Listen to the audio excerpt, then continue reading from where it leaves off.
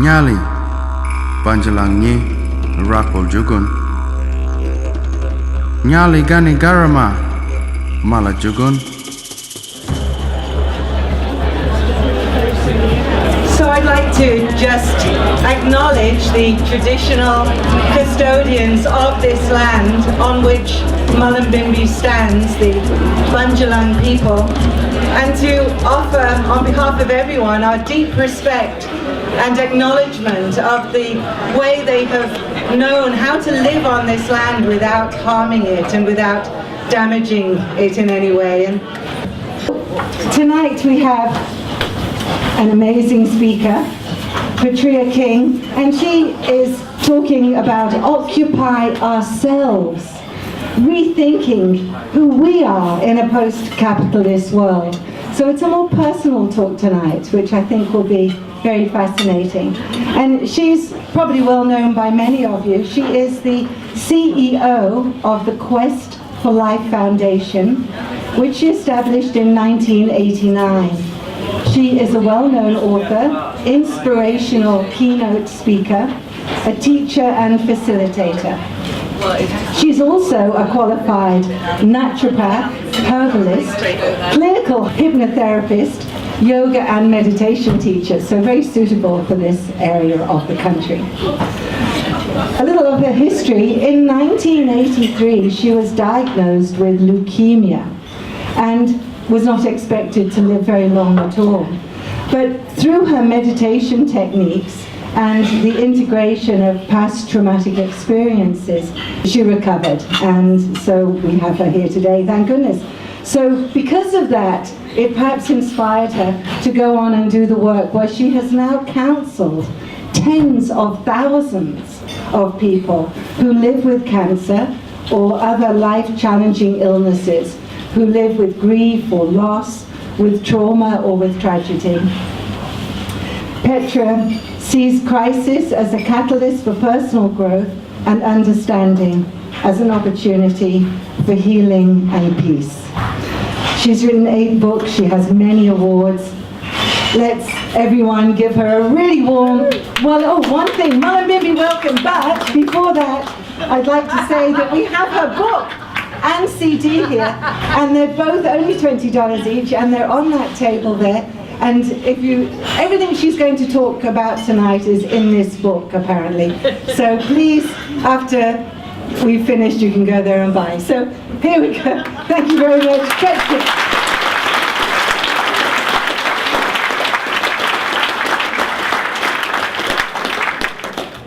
Richard picked the subject, not me. But I know I'm in good company when I talk about the fact that I imagine most of us wanted to change the world when we were young. And I don't know about you, but perhaps never have we been at a time that's quite so critical as it is right now, between a rapidly changing climate, and of course you've all been recently impacted by that disaster. So there are disasters happening, unfolding in the larger world around us. And then there are all of the personal disasters that happen in our own lives, because even though all of you scrub up really well, I know that if we had time to hear everybody's story here, that we would hear stories of anguish and grief and loss and trauma and shattered dreams and failed relationships and betrayals and secrets and all kinds of things, because that's just the human condition. But it's often what we don't talk about. And I know I've often been motivated to change things out there in the hope that in here I'll feel better, feel different, feel that I've actually accomplished something. And I imagine many of you took all of this terribly seriously when I was a young person. And I couldn't understand why the world was so full of suffering, and why we did to the environment what we did, and to creatures and to one another. And those things for me broke my heart even as a child. And I think when I heard that you'd burn forever unless you asked Jesus into your heart, I ticked that box really quickly and thought I better do that straight off. But then I was terribly worried about my grandmother, who didn't have a religious bone in her body. And I spent nights on my knees praying for some miracle of her conversion, when all she would say is, "Sweetheart, don't worry, I'll be with all my friends." And that didn't give me any sense of comfort at all, because I adored my grandmother. My brother, Brendan, told me before he was 11, I was still 9 I think, that he knew he had to kill himself by the time he was 30. And that kind of galvanised something for me. I thought, that's why I'm here. I'm here to keep Brendan alive. That's my responsibility. I remember saying to myself at that time, I have to grow up really quickly to look after Brendan, because Brendan pretty much dominated all of our lives. And I literally grew 9 inches, 23 centimetres in the coming year. And that deranged the bone growth in my legs, and I ended up in hospital having femoral osteotomies where they turned my legs in, and tibial osteotomies where they turned them out. And so I had 3 years in hospital, which was terrific because it got me away from Brendan. It got me out of school because I finished school then when I was 13. And it also got me out of having to grow through my teen years, which I felt ill-equipped to do. And so being in hospital and dealing with physical pain was something that I felt was within my ability. Managing the world was definitely out of my ability. Like a lot of people, I grew up then with that split reality of being someone very privately to myself, and then the me that I kept highly polished for everybody else. And I was a terrific coper. In our family, no matter what happened, you coped. We never spoke about how we felt, we only spoke about what we thought. And I've just written my memoir, which comes out in September. And it wasn't really until I was writing my memoir that I realised that my poor father, you know, he must have had PTSD, as so many of those men came back from the Second World War and were told to get on with life and to not talk about it. And, you know, it wasn't until I was writing, he used to do some very weird things with us, you know. I mean, harmless ones, like he'd tickle me until I was hysterical and he wouldn't stop before I went to sleep. And it kind of sounded fun, but it didn't feel like fun. Or he'd line us up on the floor and put matches between our toes and then light them and see who could put up with it the most. It wasn't until I was writing my memoir I thought, it's a bit odd really, isn't it? It's a bit of an odd thing to do with children. And so while there were these personal and private things that were going on, there was always the larger pressing problems of the world, of the environment, of politics, of inhumanity, of people who are capable of so much compassion and so much cruelty that it's just breathtaking. So that split reality for me was something that finally became a living agony of looking good but feeling rotten, and feeling the mismatch between what I said and how I felt. And so it wasn't really until Brendan did take his own life. Actually, when he was 30, he found meditation and became a very happy man. And so in those last 2 years of his life, we all finally, after saving him from suicide and worrying about him for years and years and years, finally we all let go. Thank God Brendan's all right, because he found some level of happiness and some peace in his life. And he became a disciple of Muktananda, and he went to the ashram in India, and then he found that a bit intense. Muktananda sent him away for a couple of weeks, and it was during that couple of weeks that he was overwhelmed with depression, took his life, and we just got a phone call. So there was no body, there was no funeral, there was no memorial, there was no packing up of possessions, there was just a phone call. One moment he was in Kathmandu, and then he just wasn't. And that was very challenging. And then not long after that, in fact 18 months after that, I was born 18 months after Brendan. I was diagnosed with leukemia 18 months after he took his life, and I was told I had 3 months to live, and I was relieved. Just for a moment, it was like, thank God I can go. This is too painful, this hurts too much. I don't know how to do a good life. Maybe I can do a good death, but be blowed if I know how to do a good life. And what is it to live a good life? What's the life that you live? Because that had always preoccupied me. How do you arrive on your deathbed with a sense of peace in your heart and no regrets, feeling like you've lived the life you came here to live? And I felt like I was still going through the motions of life, but I hadn't made that connection of really waking up and living the life that I came here to live. So leukemia, suffering is fantastic because suffering causes change.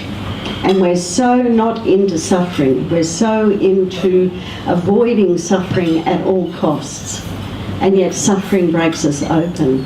Suffering takes us to the place where what's working up until now no longer works, and we have to find a new way of being in relationship to ourselves, being in relationship to our body, to our brain, to the life that flows in our bodies, the blood that flows in our veins, and that larger interconnected story of us in this creation.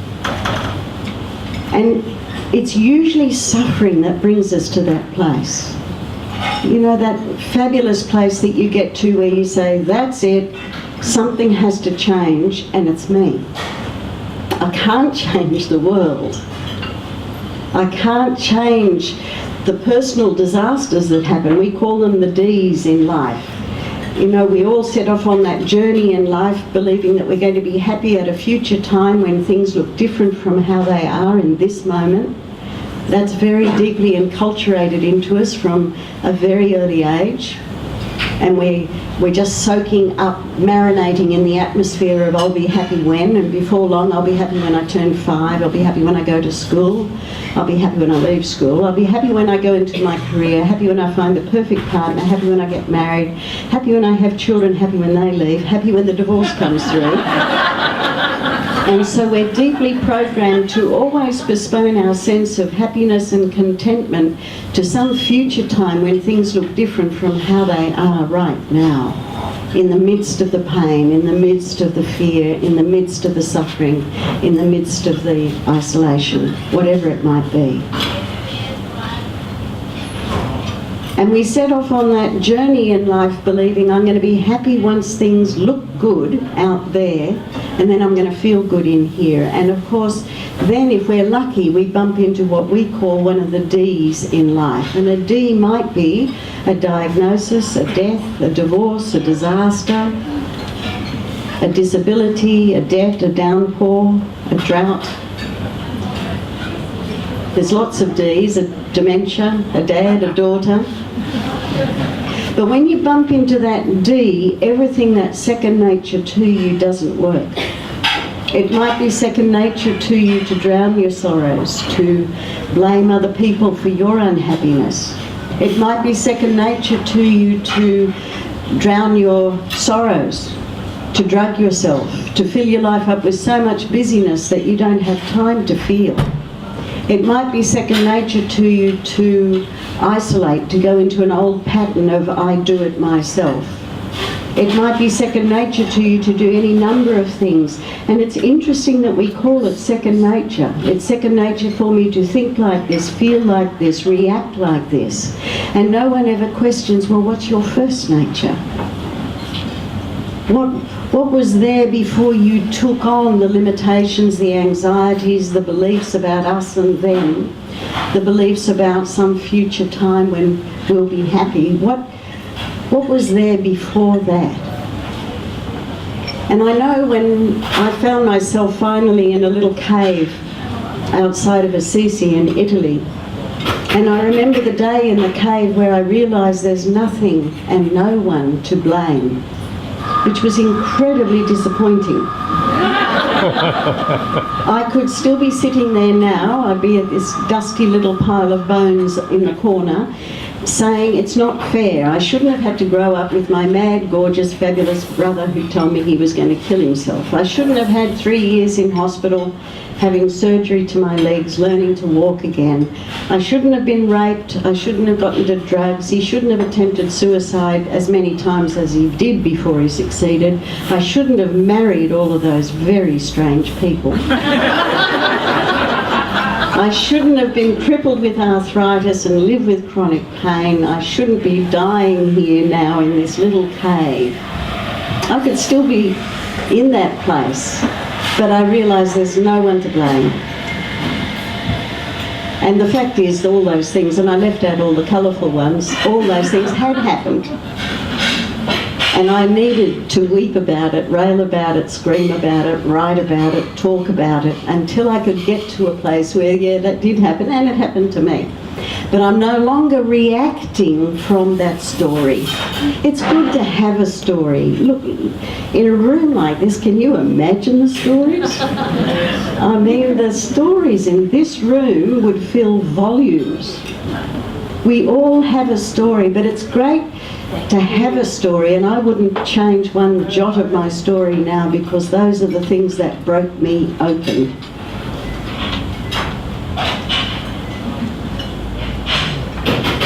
But I don't want to be my story all the time. It's good to have it, because isn't it our suffering that breaks us open? It's our suffering that causes us to know ourselves in our depths, to know ourselves so deeply. And once we know ourselves, and once we know what we need to do to look after ourselves, then we can begin that return journey where we relinquish everything that's become second nature to us, so that we reveal and experience and live from our first nature, our essential nature. Because when you're interconnected at that level, you know moment by moment how to play your part, whatever your part might be. And indeed, if you keep thinking what your part is, and it's all coming out of electrical chaos in your brain, rather than coming from a deep place of knowing, then I don't think we're as successful in what we do if we're imposing our will upon change. Heaven knows the world needs right now creative responses, not reactions. And what I've found over these last 110,000 conversations with people is that there are 4 particular qualities that apply both individually and universally to communities, to the world, to the individual, if we want peace. And these 4 qualities are what peace of mind is. And it's a dynamic state of being. It's not a passive, wishy-washy state of acceptance. When you get to that fabulous place where you say, that's it, something has to change and it's me, you'll find the whole universe conspires to bring it about. And I bet there are loads of those stories, you know, stories of synchronicity, of those so-called coincidences. I can't tell you the number of people who've told me that Your Life Matters, the book that underpins all of our work at Quest, has literally fallen off a shelf in a bookshop at their feet when they've been suicidal. There have been at least a dozen people. The universe somehow or other arranges these things so that what you need at that time shows up. And I'm sure lots of you have had that experience. It might be you turn on a radio and it's just what you needed to hear. It might be the snatch of a song. It might be someone that you meet. It might be a book that comes into your orbit. But these 4 qualities are fundamental to peace of mind and indeed to yoga. They're known as the 4 C's because it makes them easy to remember. These 4 qualities are always found in people who have so-called spontaneous remissions, people who don't die on time if they were given a time. You know, doctors only work in quarterly instalments. It's always 3 to 6, 6 to 12, 12 to 18. I don't think I've ever met anyone given 5 to 7. And that's because they're talking about a statistical group of people. They cannot talk about you as an individual because they don't know zip about you. They might know a heap about the disease, but they're only ever talking in statistical groups of people, not about you as an individual. So when you get to that place where you say, that's it, something has to change, it does. And these 4 qualities, they're not rocket science and you'll recognise all of them, but you might want to reflect on how they're showing up in your life and whether there's something that you need to do to brush up on some of them. The first is, if we want peace, we need to regain control over our response to life. This first C, control, recognises that we know perfectly appalling, horrible, dreadful things happen to perfectly gorgeous, fabulous, terrific people. And when they do, it's fine to go through, why me? It's not fair, I don't deserve this, it should have happened to rotten old George down the road. But if you want peace, you do need to get to the place where this did happen and it happened to me. And given that I'm a woman, a man in this circumstance, what is an appropriate response? Not a reaction. A response always takes you into new territory. A reaction is a reactivation of what you've done previously that you do again in the present moment. We don't say to people, take reactability for your life. We say, take responsibility for your life, your ability to respond to the life that you're having.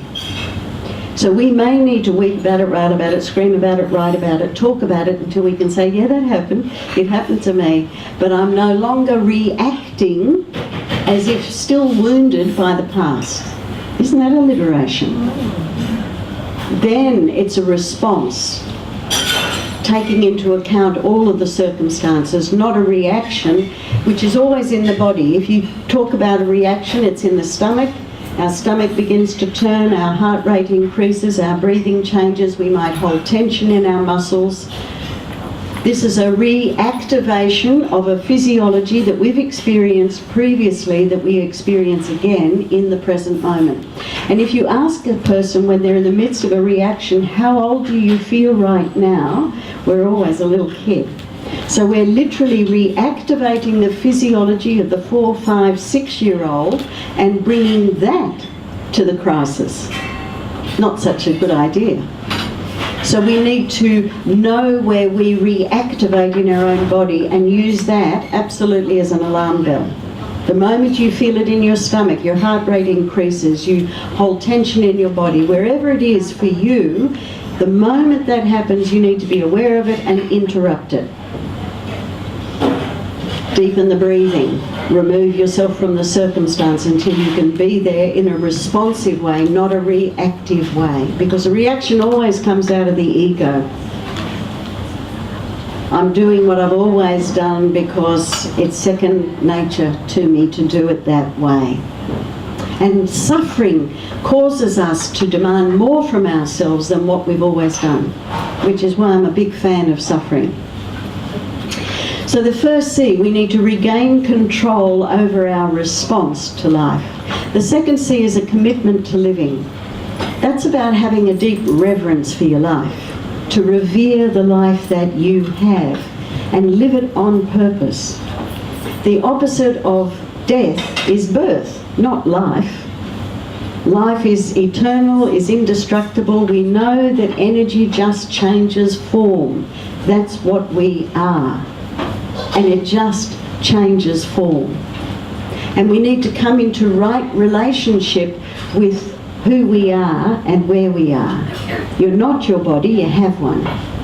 And it is your job. So this second C, a commitment to living, shows up in 3 particular areas. It shows up in your priorities. What are you spending your time doing? These are your only priorities between now and death. You're not your body, you have one. You need to nourish it appropriately. You need to put into and onto your body only the things that belong there. You need to rest your body, because we kind of wear as a badge of honour, maybe not so much up here, that busy is, good. So you need to rest your body. You need to exercise, because this is an amazing system of pumps and you've got to keep it moving.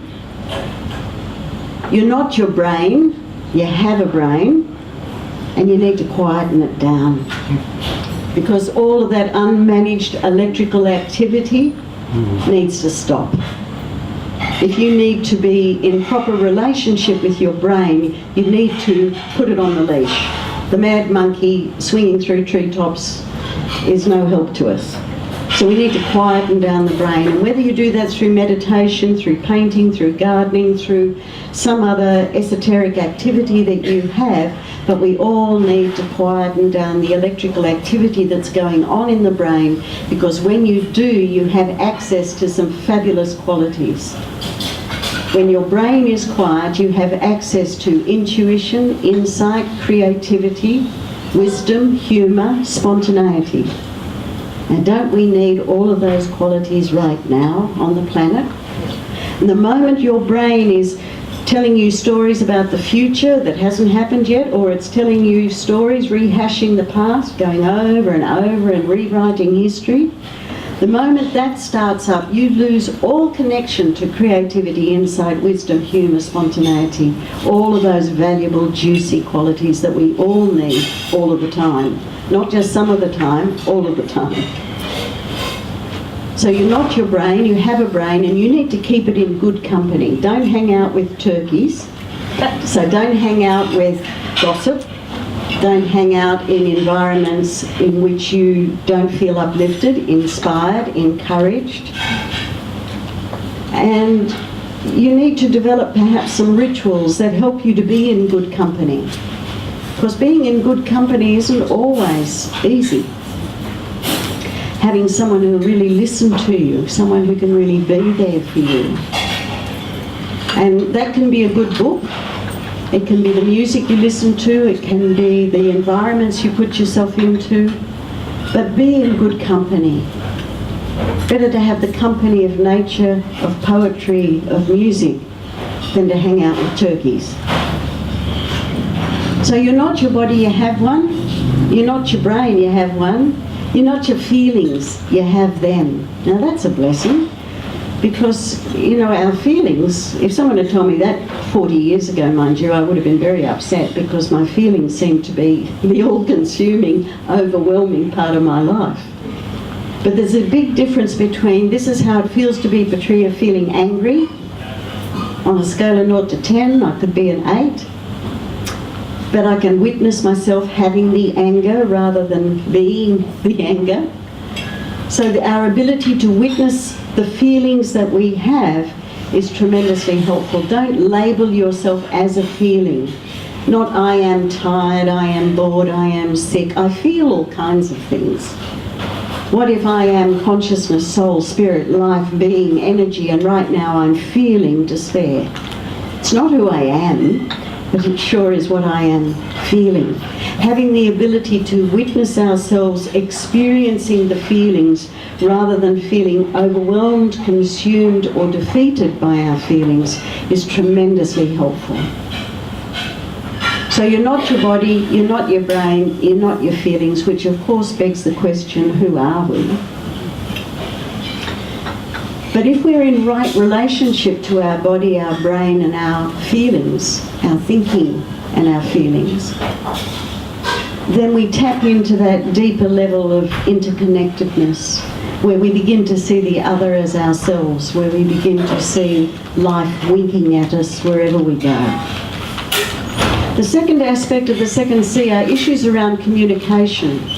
Most of us are not in communion with ourselves. We don't even know what we're feeling, nor do we have any capacity to articulate that skillfully to others. And so we need to improve our levels of both inner communion with ourselves so that we understand what's going on within ourselves, and we constantly need to work on our outer communication, because even when you think you're a fabulous communicator, you'll be misinterpreted, misconstrued, misunderstood, or miss something.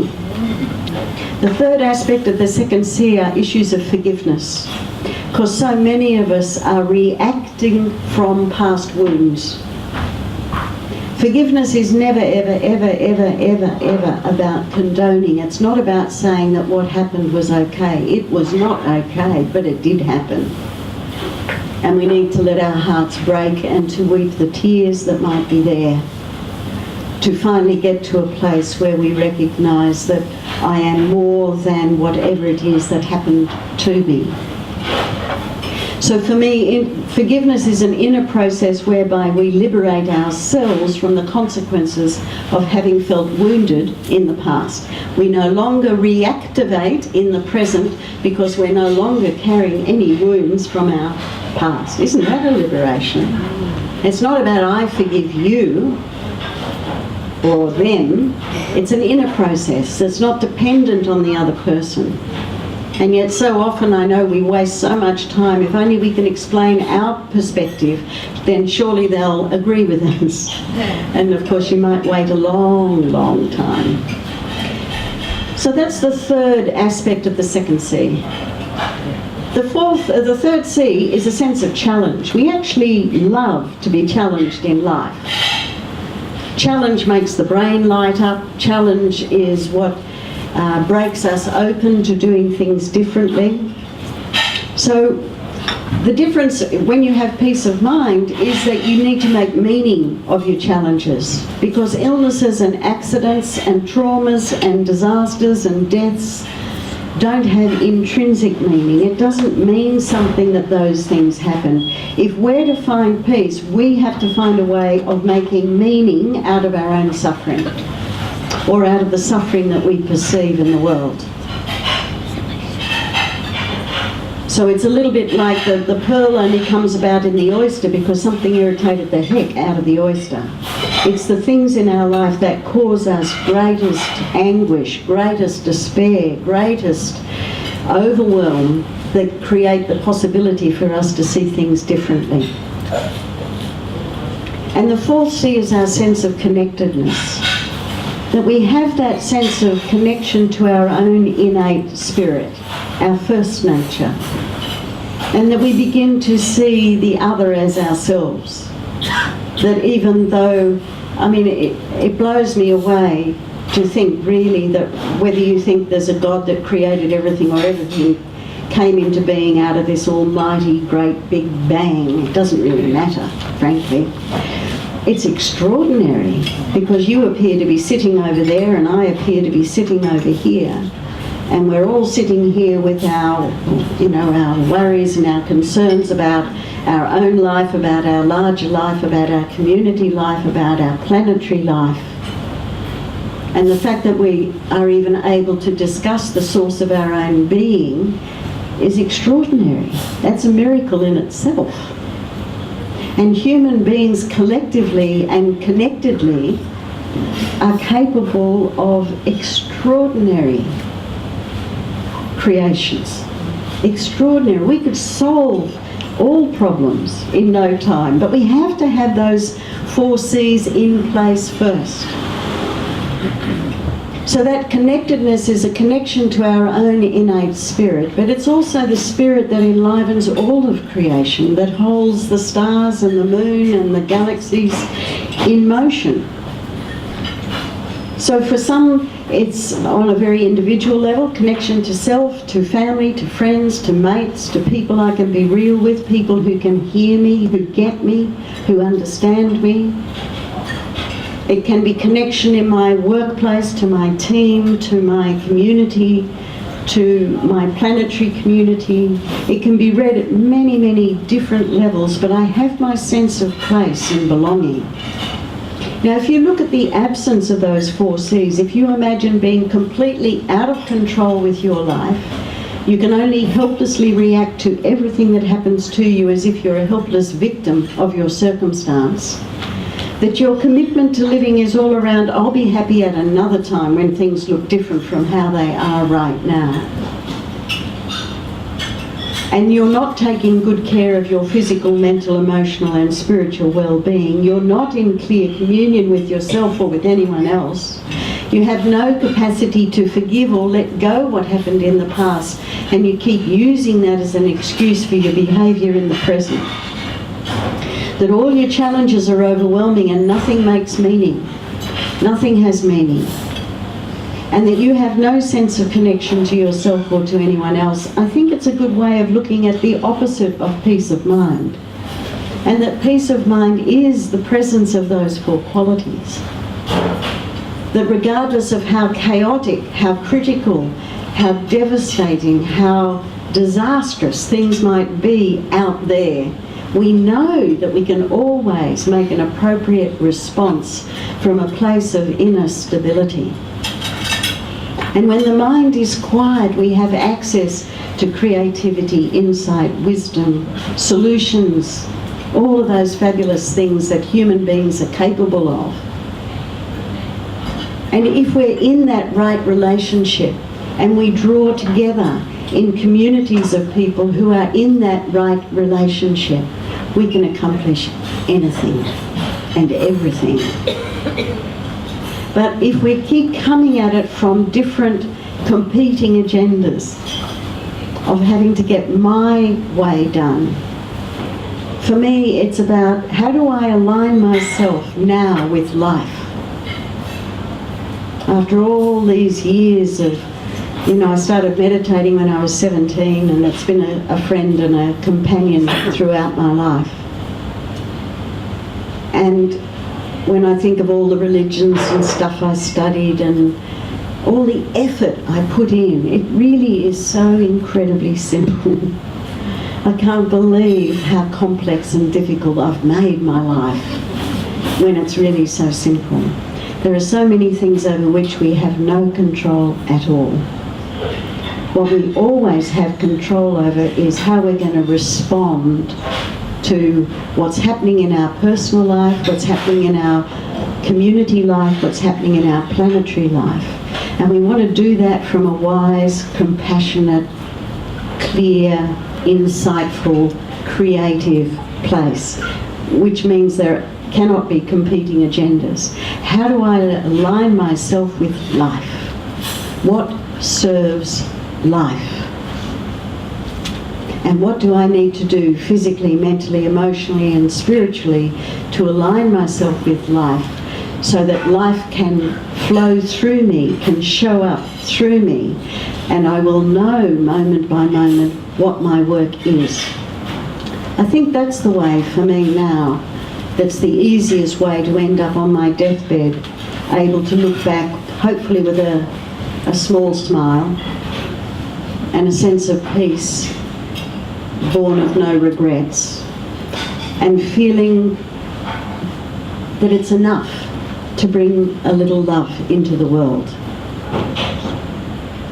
And I thought for so much of my life that these changes that needed to happen in the world were so big, so kind of neon lights. But it's really in the small moments that we give to one another. It's in the humanity that we turn up when others might run. Because it's not easy to be in the caverns of your own anguish unless you're in the company of others in their anguish.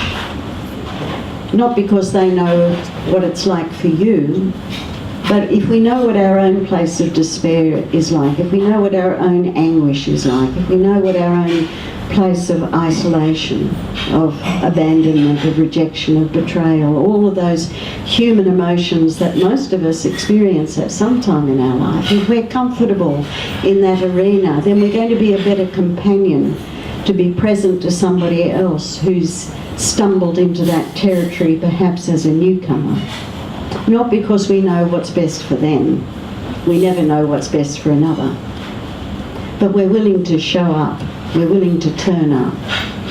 Because love turns up when it doesn't know what to say and it doesn't know what to do.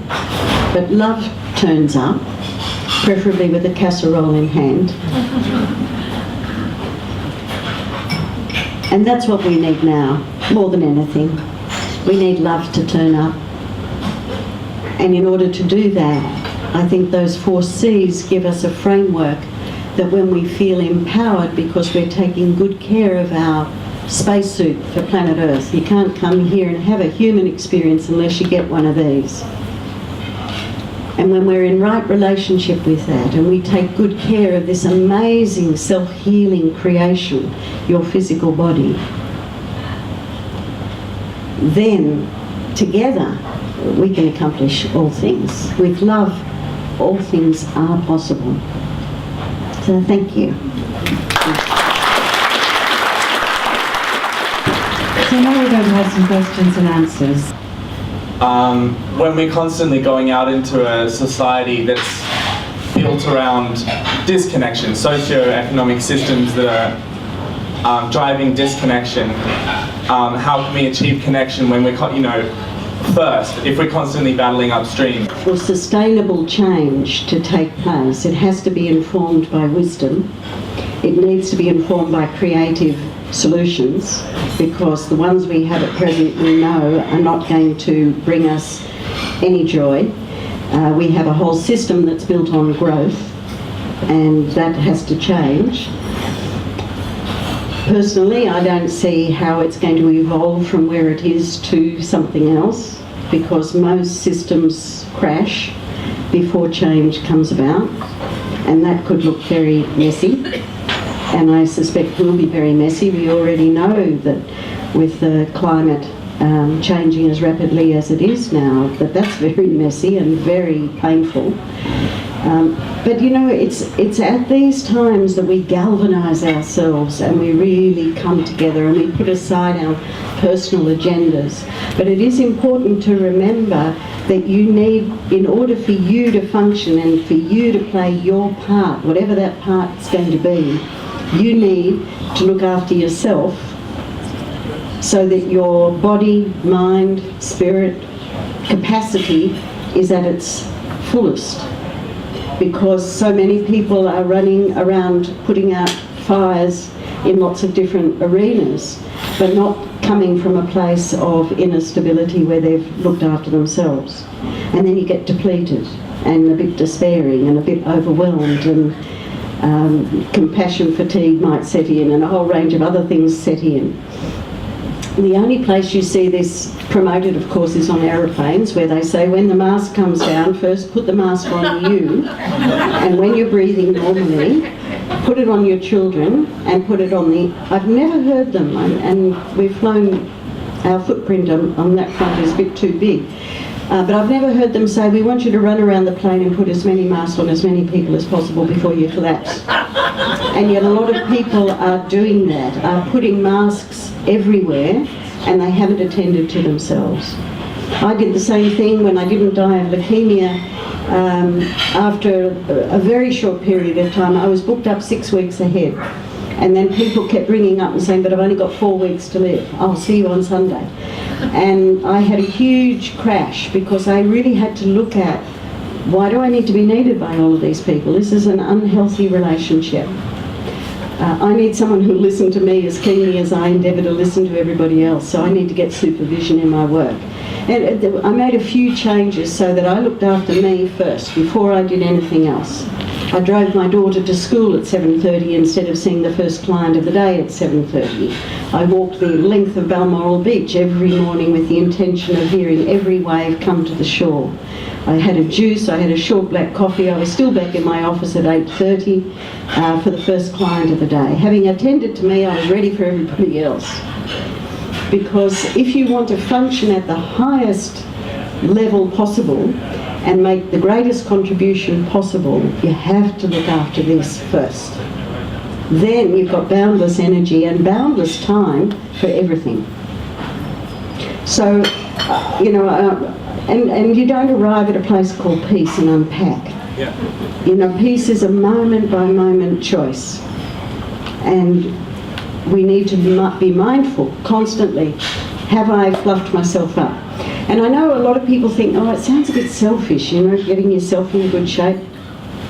I'll tell you what's selfish. Up until I was 33, I was consumed in my own brain, thinking all the time, am I enough for everything? How do I get it right for this person? What do I need to do for that group of people?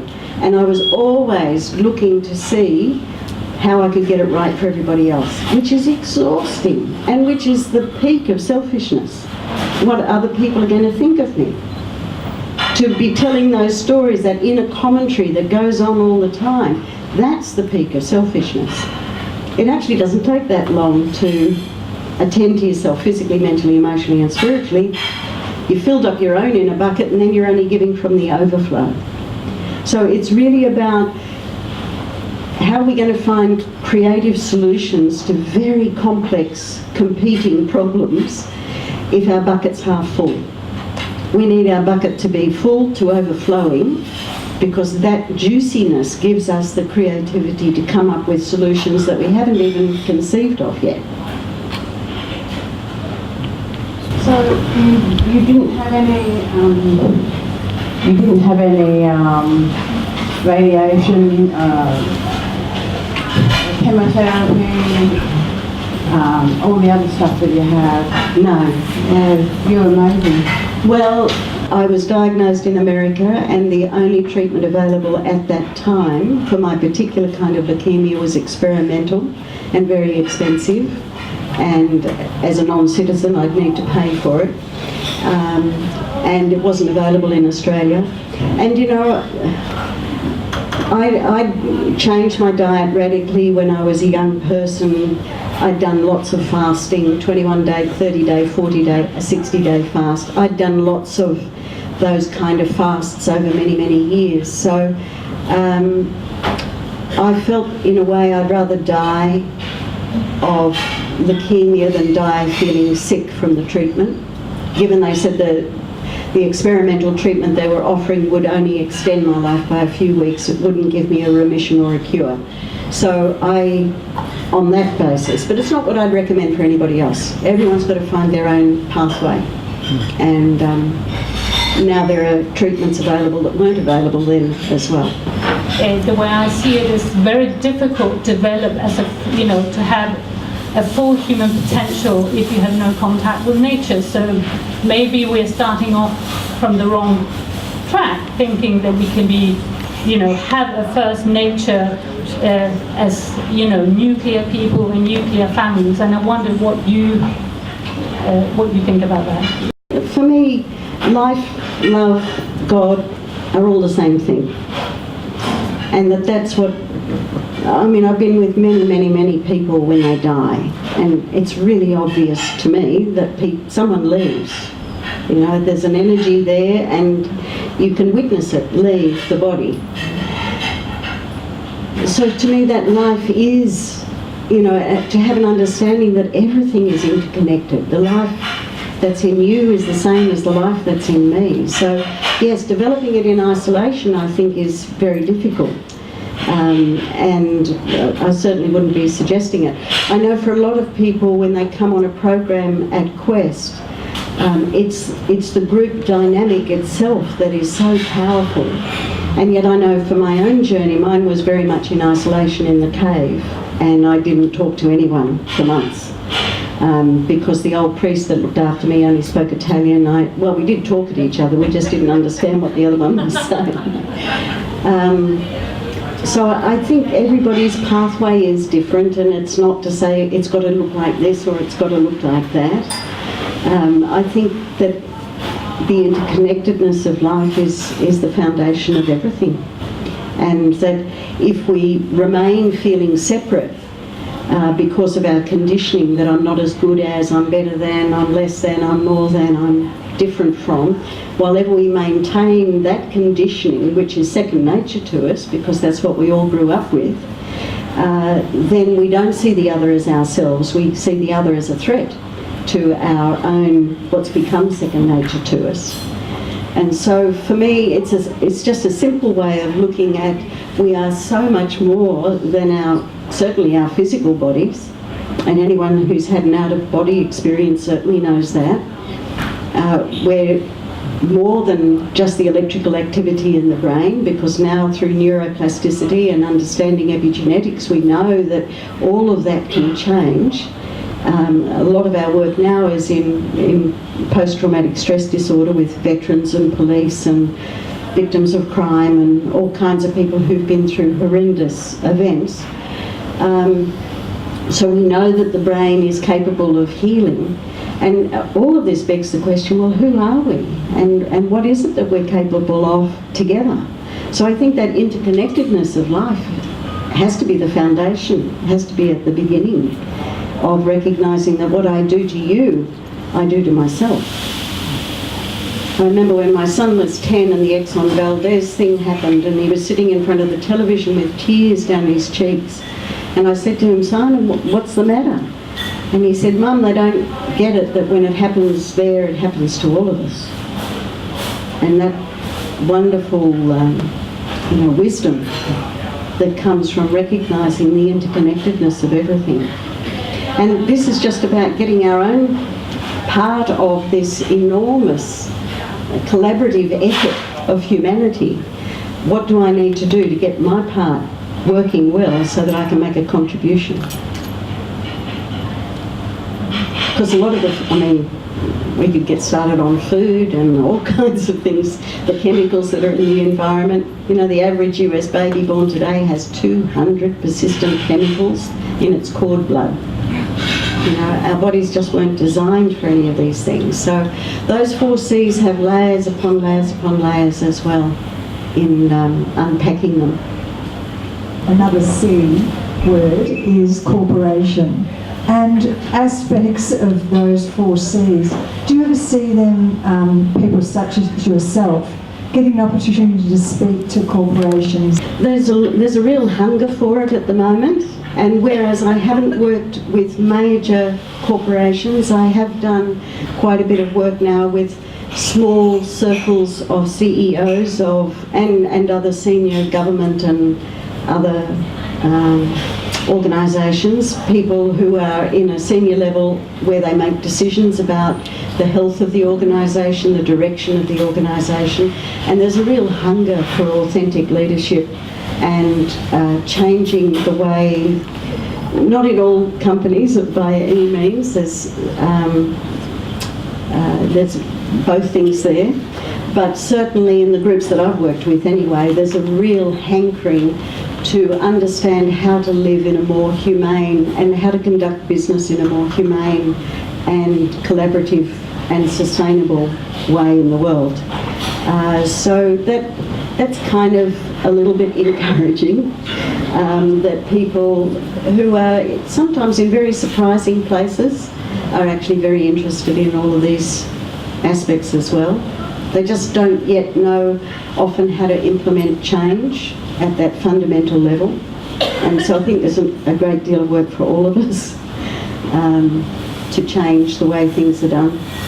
I've been injured recently, so I absolutely applaud what you're saying about how suffering can bring pivotal change, and I've got a lot of gratitude for what actually happened. But so I have always sort of thought about dying and what it would be like, and have a lot of understanding about the impermanence of life as well too.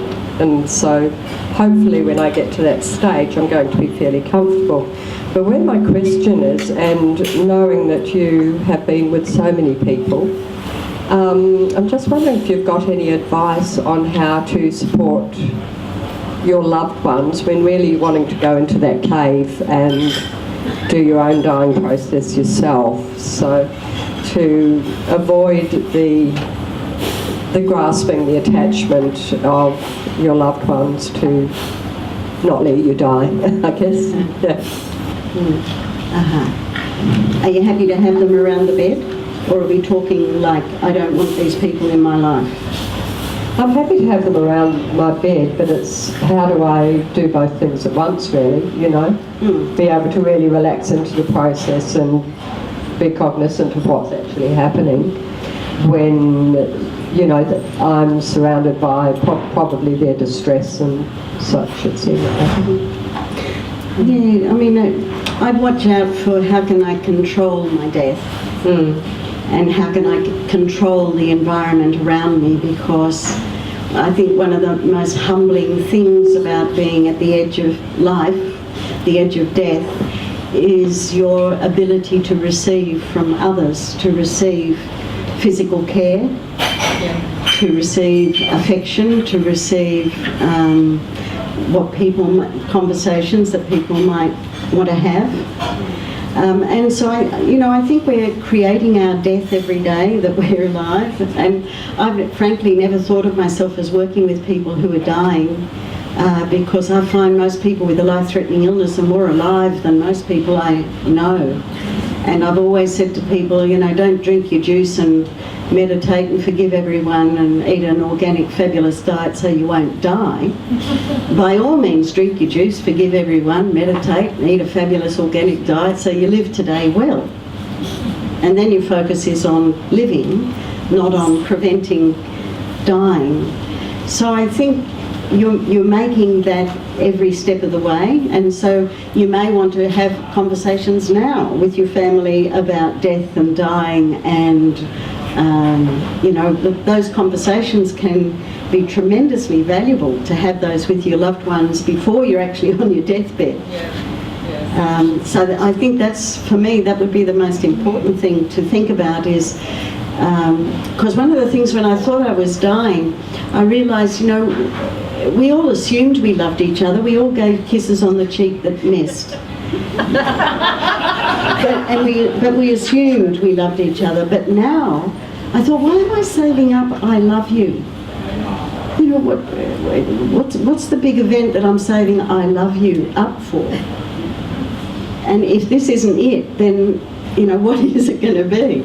And now we're very easy in our family about talking about love, talking about loss, talking about what a treasure we are to each other, and there's nothing left unsaid, nothing left undone. So if we die, we're up to date.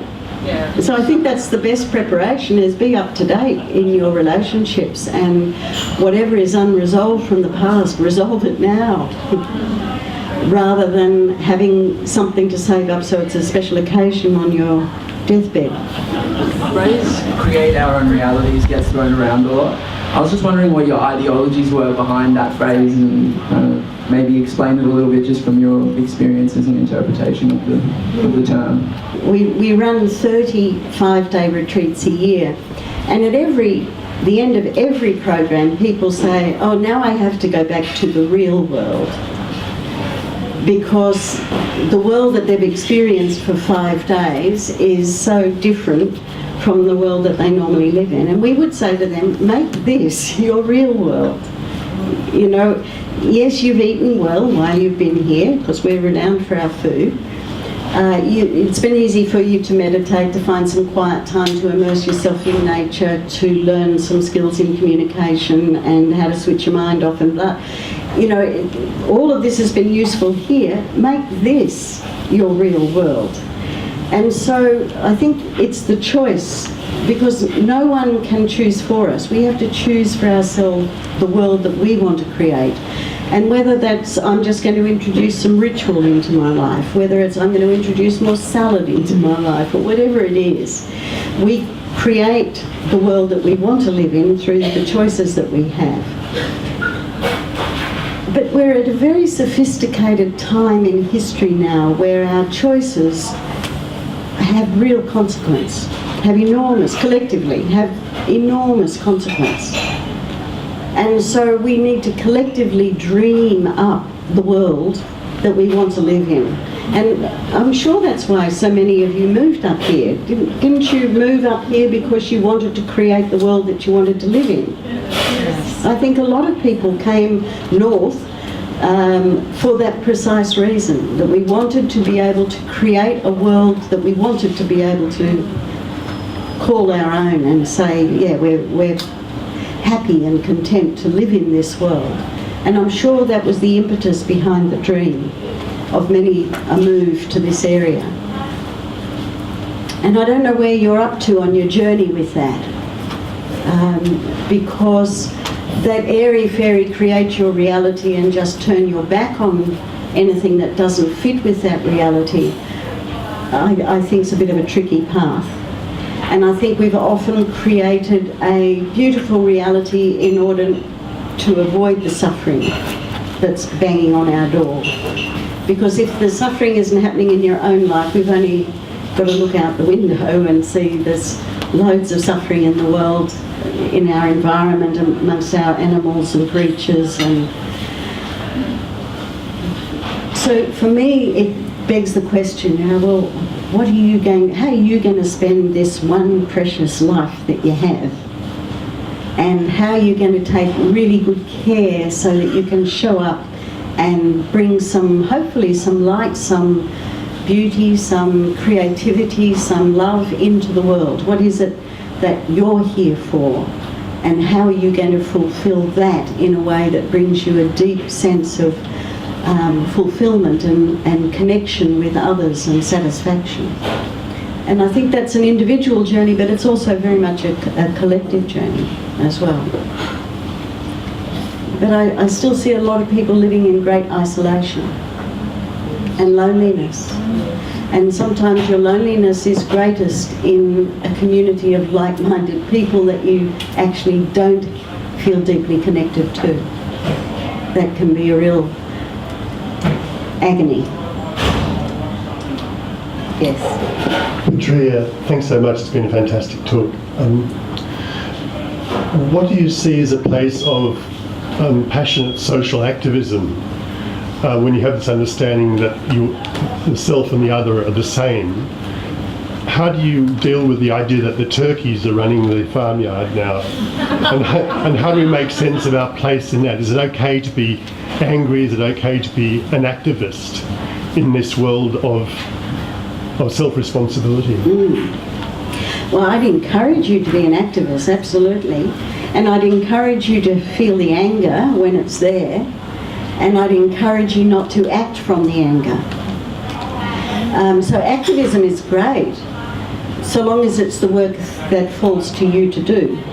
And I think that's, for me, that's at the core of this, is what is the work that falls to you to do? And I would never in a million years have imagined that I would end up sitting talking to anybody. The very first time I spoke in public, I had a panic attack in front of 300 people, spilt water all down the front of myself, and sat on the stage with the other 3 speakers. I didn't say one coherent word. But the next time, yes, I'll be there, because I refuse to go to my grave living with all of the fears and anxieties and limitations that I picked up when I was a little person. I want to grow up. So if you do all of those things that we've talked about this evening, and your mind is quiet, you know, you don't think. Thinking is terribly overrated, and the sooner you stop it, the better. Because when the mind is quiet, you know what to say, you know what to do, you know what work falls to you. If you're feeling that sense of anger and frustration because the turkeys are running the barnyard, that may stimulate you into saying or doing things to damage the turkey. And so we don't necessarily need to damage the turkey. We just don't want to live with the turkey. And so how are we going to create a barnyard that's more inclusive, that's more respectful, that's more compassionate, all of those things? That's going to require real wisdom and a great deal of creativity, and people using the qualities and skills that they do have to make a contribution. And when you know, if we did just a skills asset collection here, you know, it would be phenomenal. There's enough in this room to significantly change the world. But what falls to you to do? So that, and for me that comes from a place not out of pros and cons, not out of a list of, well, I could do this, this, this and this, and it comes from a, that's it. And so oftentimes too, we find when people have gone through really chunky experiences, the Ds, you know, whether it's a divorce, a death, a diagnosis, a disaster, a downpour, a drought, a downturn, whatever it is, there's a time when you need to compost. And you're all composters, so you know all about composting. You don't just let the stuff rot. If you want good compost, it needs poo, it needs activity, it needs heat, microbes, worms, it needs stuff. And then one day out of that compost heap comes a little volunteer, a little cucumber, a little tomato, pops its head up. You didn't plant it, but now all of the elements have gone down and have integrated, and out of that comes new life. That's what we sometimes need to do when we've been through a major trauma in our life, is we need a time of serious composting. And that means you take very good care of your physical, mental, emotional and spiritual well-being, so that then when all of this is quiet, you will recognise and feel what your work is to do, and it doesn't come out of the pros and cons and the will I's, won't I's, could I's, couldn't, can't I, all of that stuff. It never comes from that. It always comes from that deeper thing of, I know exactly what I need to do. So that's what matters, is not being stimulated. I mean, let your heart break. You know, that little girl, Kate Critchlow, who was 9 when I saw her and 10 when she died. And Kate had cancer of the heart muscle, which I'd never come across before or since. And she'd drawn me this picture of Garfield, and in the bubble of Garfield's thoughts were 3 hearts. And she said, I actually drew you 2 pictures, Petrea, but I put them on my windowsill and the wind blew the other one away. And I said, well, what was in the other picture? She said, well, it was exactly the same as this one, but the hearts were all shattered down the middle. And I said to her, well, maybe the wind was telling you don't need to have broken hearts. She said, no, Petrea, you don't understand. Sometimes hearts have to break before they heal. And just before Kate died, she reached out to the hands of her parents and squeezed them and said, I want you to love each other the way you've loved me. So I've been blessed with great teachers, amazing teachers. And Kate, she said, I'll draw you another one, and she did and sent it to me, and they still hang in my office. And I've told Kate's story, I don't know, 1,000 times, and it always brings tears to our eyes, because we recognise that beyond everything, what matters really only is love. And so finding your work. I remember when I was in Italy and I said to the priest, when I didn't know where in the world to put myself, and he said, be where you can love the best. And I thought, oh, what does that mean? But it was very wise words, because be where you can channel all the love in your being into creation. And that might be in the creation of a garden, it might be in the way you cook a meal, it might be in a simple thing, it might be a very complex, it doesn't matter. Be where you can love the best. And look after this amazing instrument so that it can be in service to love, in whatever way that shows up for you. Hi, Petrea. Hi. Over the years, and I guess that was 15 years ago or something like that, I spent my 5 days with you down there, and it was truly beautiful. And I just guess I would like to know, with the Quest for Life Foundation, where has it gone from there to now? Is it still the same context? Is it still the same? It's evolved over time. You know, my work certainly started out mostly with people with cancer and HIV and AIDS, because that was just coming on the scene when I recovered from leukemia, and I felt a lot of in common with people with HIV and AIDS back then, because they never knew when AIDS was going to happen, and then usually they would die 6 to 18 months, as the doctors used to say, after that. And I felt like I was living with that great uncertainty. I didn't know, you know, I had my whole life all packed up in this little suitcase all ready for the big trip, and then the plane got cancelled. And I was faced with, how much do you unpack? How much do you live as if you're really going to be here? And so the programs have evolved over the years from working chiefly with people with life-threatening illnesses to now more with people with anxiety, loss, grief, depression, bipolar, PTSD is a huge part of our work now. We have 2 major programs, Healing Your Life, which is for people with all of those, dealing with those challenging issues, and then Moving Beyond Trauma, which is more specifically for people who are dealing with PTSD. Because we started working with a lot of police and then veterans and others who are living in isolation in terrible state, really. There are 2,000 police off at any one time with PTSD.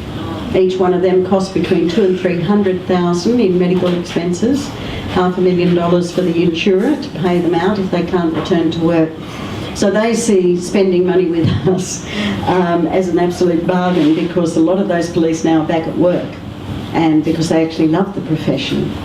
And so now insurers often pay for people to come. DVA pays for veterans to come, because our results are just so far ahead of any other results from anywhere else, hospitals or clinics. We've been using very well recognised mental evaluation tools for the last few years to track people's benefit, because you have to do all of these things to warrant funding. Funding is always an issue for us. We do our best not to turn anyone away on financial grounds, but we had funding through New South Wales Health for 15 years, but because the NDIS has just come in, we no longer have that. So that's a bit of a big hole in our ability to subsidise people on programs. So we're looking more with working with insurers and DVA, and there are a few other places that will pay as well for people to come on programs, because we recognise it is an expense. So those are the main 2 programs that we have. We run 30 5-day retreats a year at the moment, but we're moving towards running 42 programs a year. And that means training a lot of facilitators and counsellors and therapists.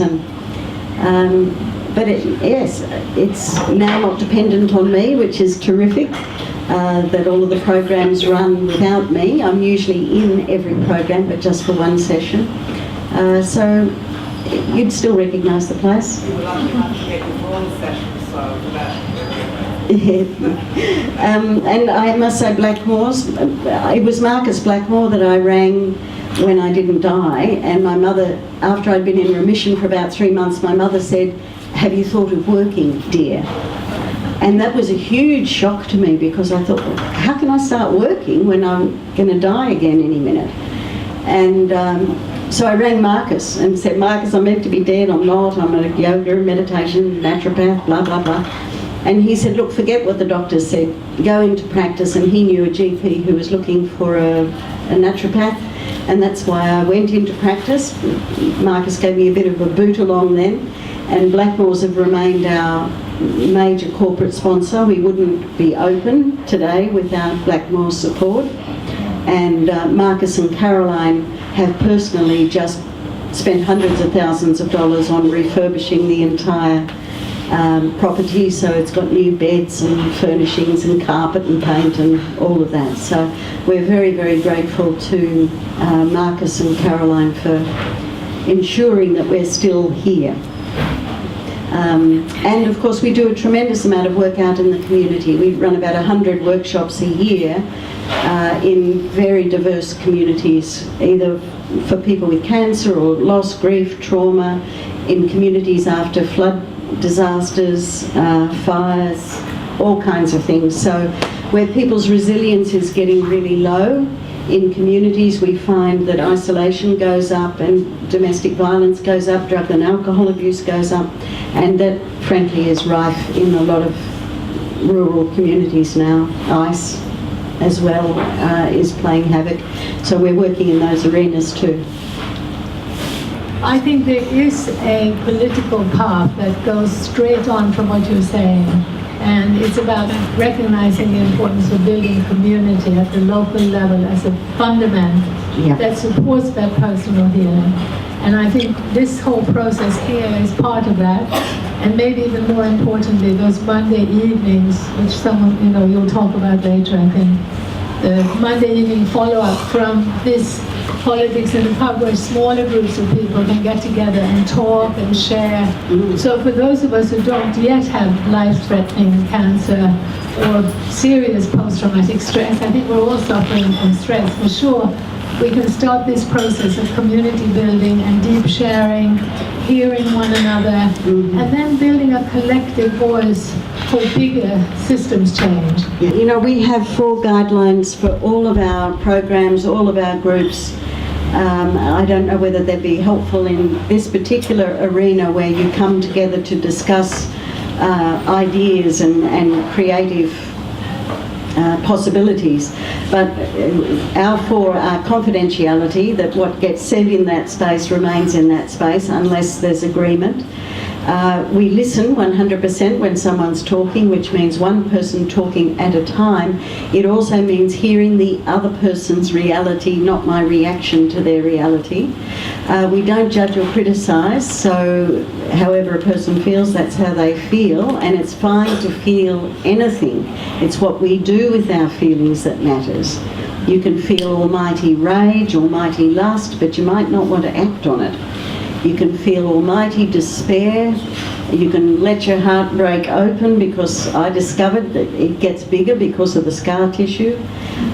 So we need to stop judging feelings and relegating these are good feelings and these are bad feelings. They're just feelings.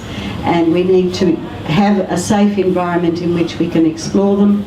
And the 4th one is that we stay with how we feel rather than our theories about how things could be, should be, ought to be. And those 4 guidelines, in the context of the programs at Bundanon, at Quest, just creates that really safe, nurturing environment in which people can utter the unutterable and have it witnessed by other people. So that you recognise that we're not alone, that everybody has these feelings of isolation, of abandonment, rejection, betrayal, whatever they might be. It is the human condition, and through having the courage to speak it out loud, melts down those barriers of isolation and people feeling alone. So, thank you. My sincere thanks go to Petrea for an amazing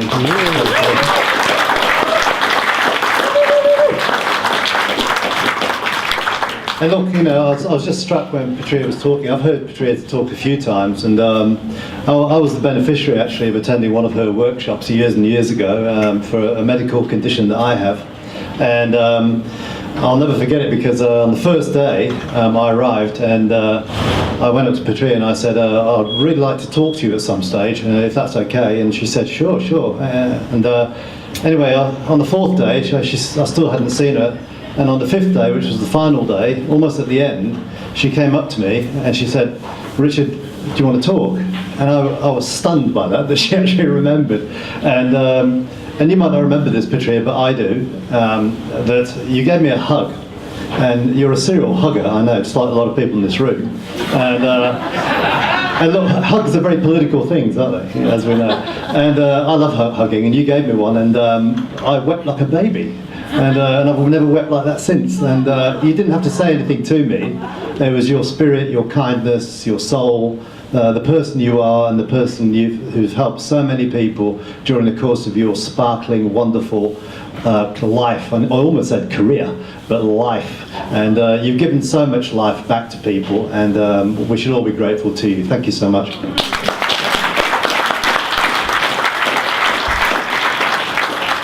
I just want to say too, and Helena made a really good point, and really want to support that there's a direct link between what Petrea was saying and the world in which we live in.